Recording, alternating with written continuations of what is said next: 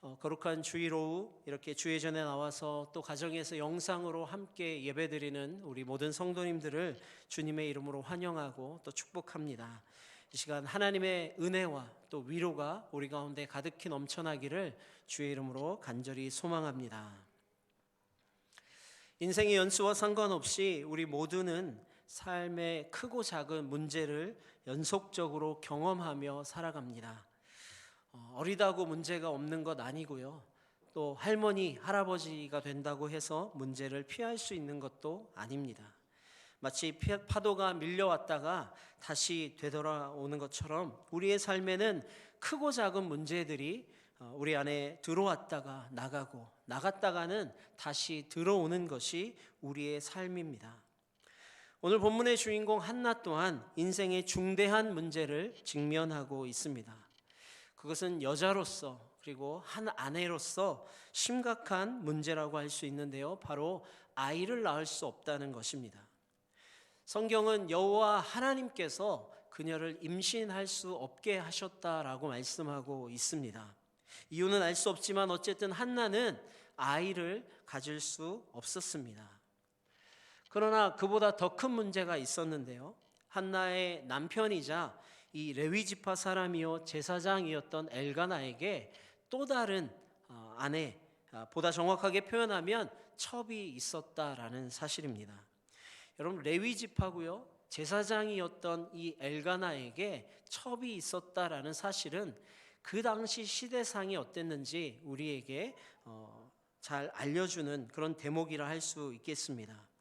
그때 이스라엘의 왕이 없으므로 사람이 각기 자기의 소견에 옳은 대로 행하였다라고 사사기 기자는 그 시대를 평가하고 있는 것을 보게 됩니다.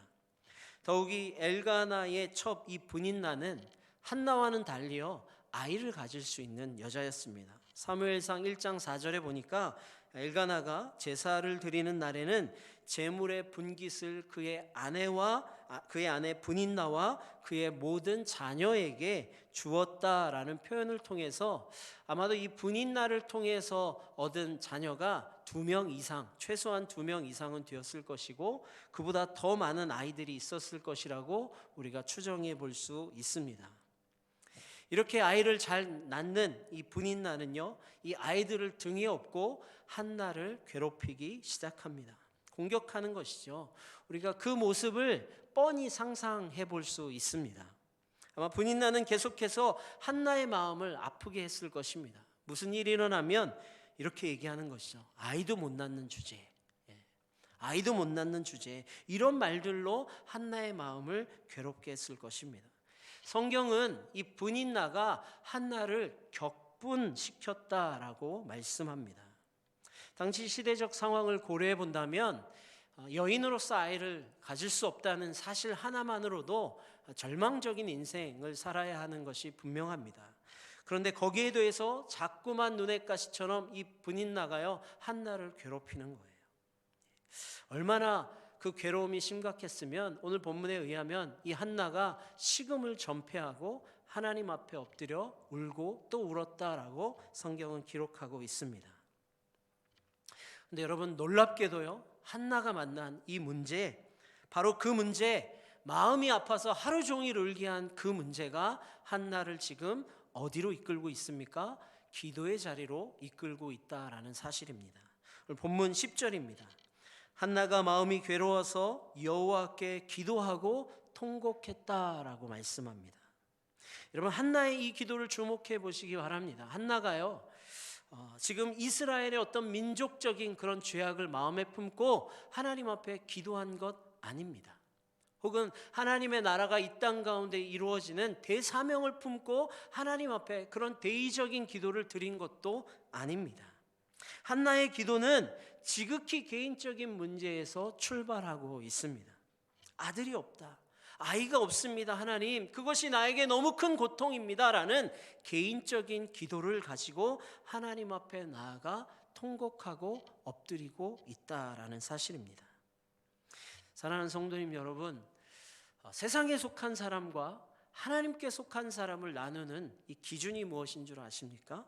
그것은 문제를 만날 때 어떻게 반응하느냐에 따라 다르다라는 것입니다. 세상 사람들은요, 인생의 문제를 만나면 불평을 늘어놓고 불만을 늘어놓습니다. 왜 나에게 이런 문제가 생겼냐며 원망하기에 이릅니다. 그래서 때로 자기 힘으로 이 문제를 해결하다 보니까 해결할 수가 없는 거예요. 자책하기도 하고 실패하고 절망하며 모든 것을 포기하는 것을 보게 됩니다. 하나님의 사람은요, 그렇지 않습니다. 그들은 하나님께 기도합니다. 문제의 크기와 상관없이 크고 작음을 떠나서 문제를 만날 때마다 하나님 앞에 나아가 기도하는 바로 그 사람이 하나님께 속한 사람인 줄 믿으시기 바랍니다. 그래서 바울은 빌립보 교인들에게 이렇게 권면하죠. 아무것도 염려하지 말고 다만 모든 일에 기도와 간구로 너희 구할 것을 감사함으로 하나님께 아뢰라. 모든 일에 하나님 앞에 기도해 보라는 거예요. 이렇게 생각해 보니까 꼭 문제를 만나는 것이요, 결코 나쁜 일만은 아닌 것 같습니다. 왜냐하면 문제가 우리를 기도의 자리로 이끌고 있기 때문입니다. 사랑하는 성도님 여러분, 혹시 여러분 가운데 문제를 만나셨습니까? 기도하시기 바랍니다.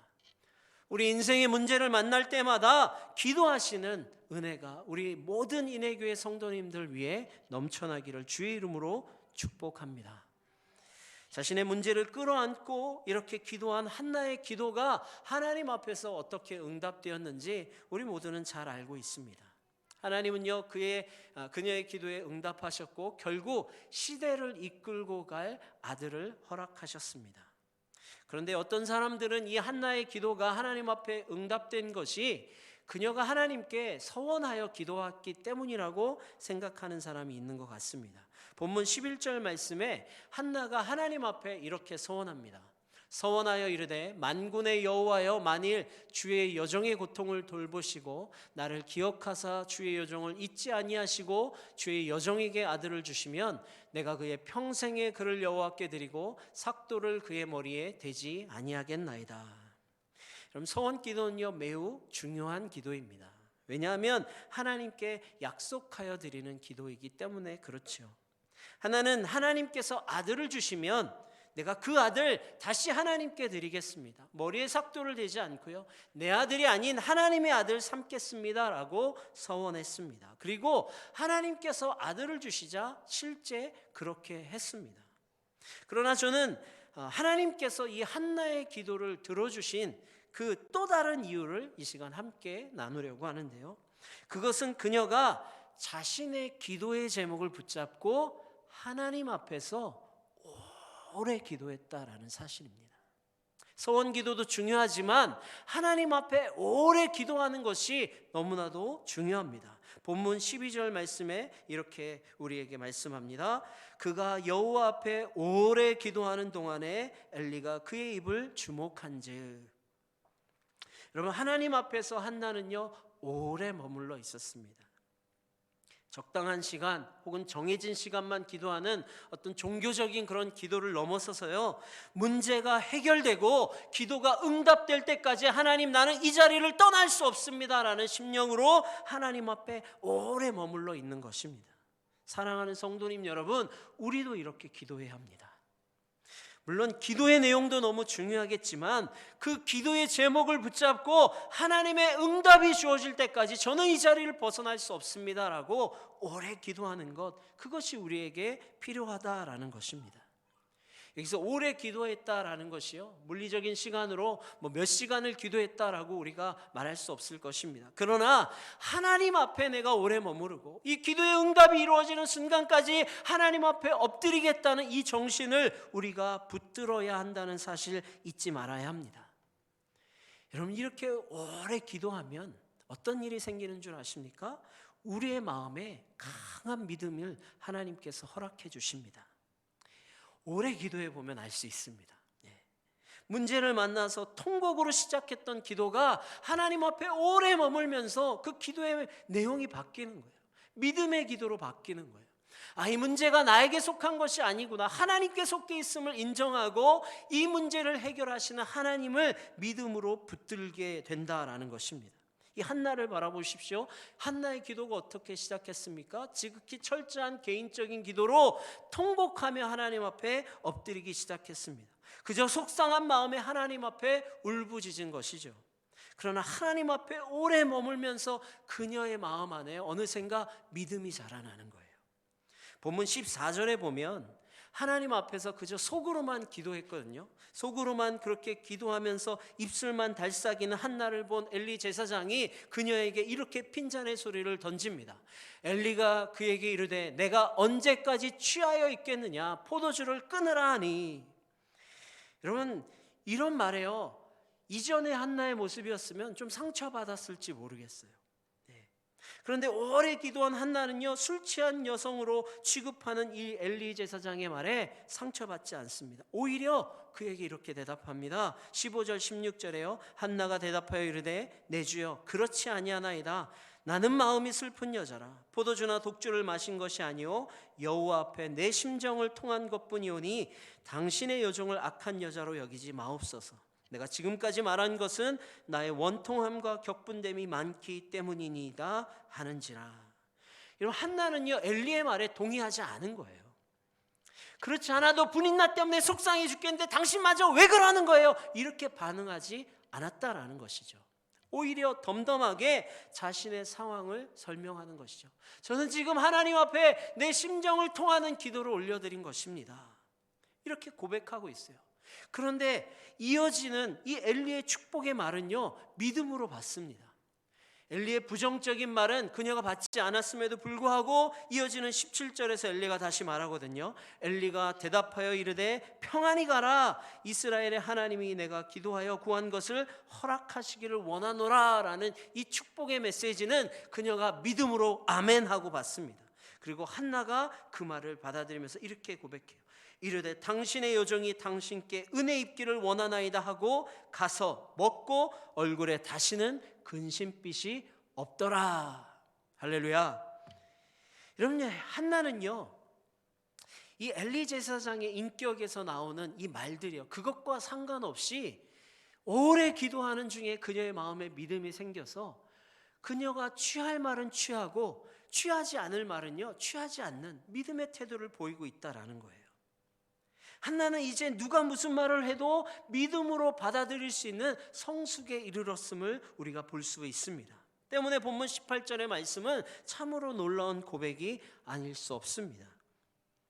삶의 문제를 만났고요, 그저 원통하고 답답해서 그렇게 통곡하며 울었던 그녀가 하나님 앞에 오래 기도하면서 이제 믿음으로 하나님 앞에 응답을 받고 나니까 이전과는 완전히 다른 모습을 보이고 있습니다. 그냥 가서 먹었대요. 그 다시는 얼굴에 근심빛이 없었다라고 나타납니다.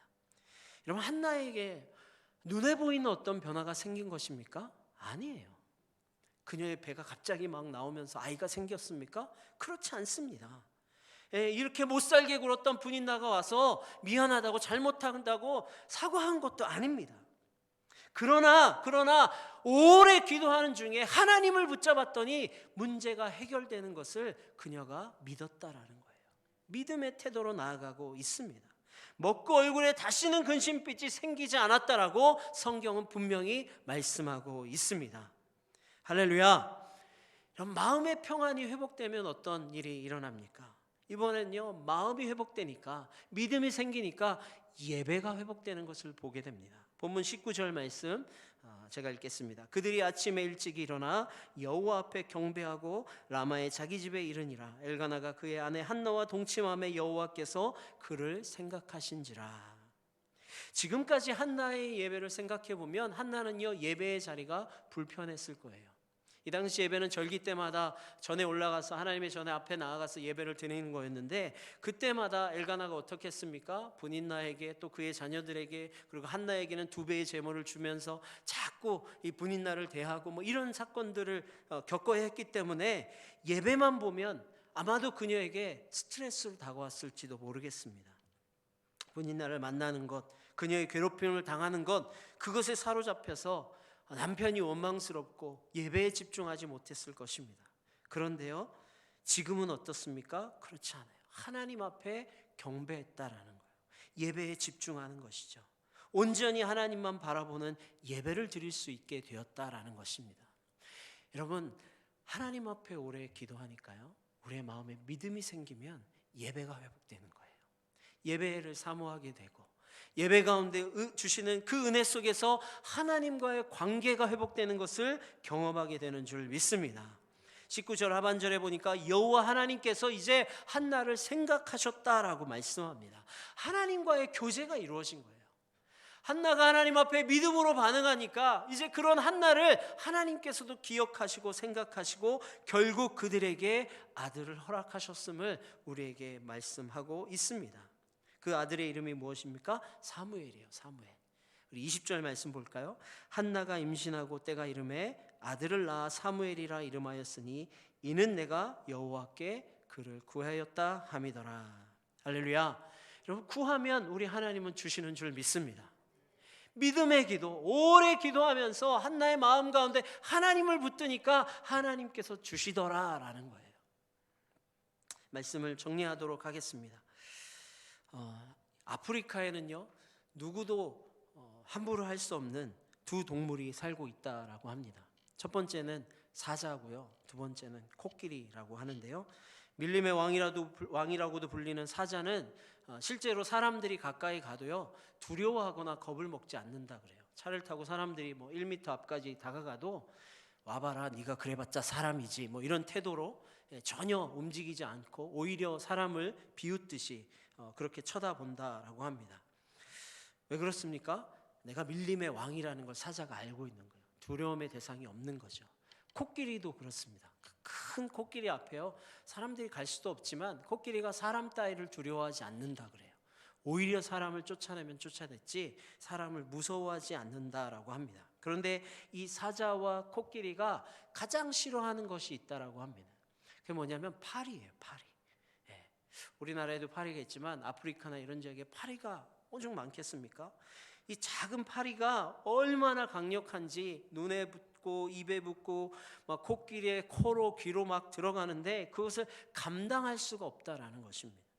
그래서 이제 동물의 왕국 같은 데 보면 이 사자가 코끼리가 가만히 누워 있지 못하고 뭐 하죠? 이렇게 몸을 이렇게 막 떨잖아요. 이렇게 막 푸득푸득 떱니다. 근데 재미난 사실이 있는데 학자들에 의하면 이 파리 때문에 이 사자와 코끼리가 몸을 떨면서 움직이는 그것 때문에 그들의 생명이 2년에서 3년은 더 연장된다라는 사실입니다. 왜 그렇습니까? 파리마저 없다면 사자가 뭐합니까? 먹고 자기밖에 안 하는 거예요. 잡아먹고 자고 잡아먹고 자고 운동을 못하는 거예요. 코끼리가 뭐합니까? 하루 종일 풀 뜯어먹고 자는 거예요. 근데 이 파리 때문에 움직이고 또 움직이다 보니까 생명이 연장되더라라는 것입니다. 사랑하는 성도님 여러분, 근데 이 파리 같은 존재가요 우리 삶에도 늘 꼬이게 되어 있습니다. 오늘 성경대로 하면 분인나 같은 사람이 우리 주변에 늘 있는 거예요. 우리를 괴롭히는 일, 우리를 못 살게 하는 일, 우리의 마음을 언짢게 하는 일, 때로 우리의 마음을 격동케 하고 격분케 하는 그런 일들과 그런 사람들이 우리 안에 즐비하다라는 것입니다. 그것을 피할 수 없습니다. 여러분, 그러나 그런 문제를 당할 때 우리가 깨달아야 할 것이 있습니다. 무엇입니까? 이때가 기도해야 될 때구나, 하나님 앞에 나아가 엎드려야 할 때구나라는 사실을 우리가 깨달아야 한다라는 것입니다.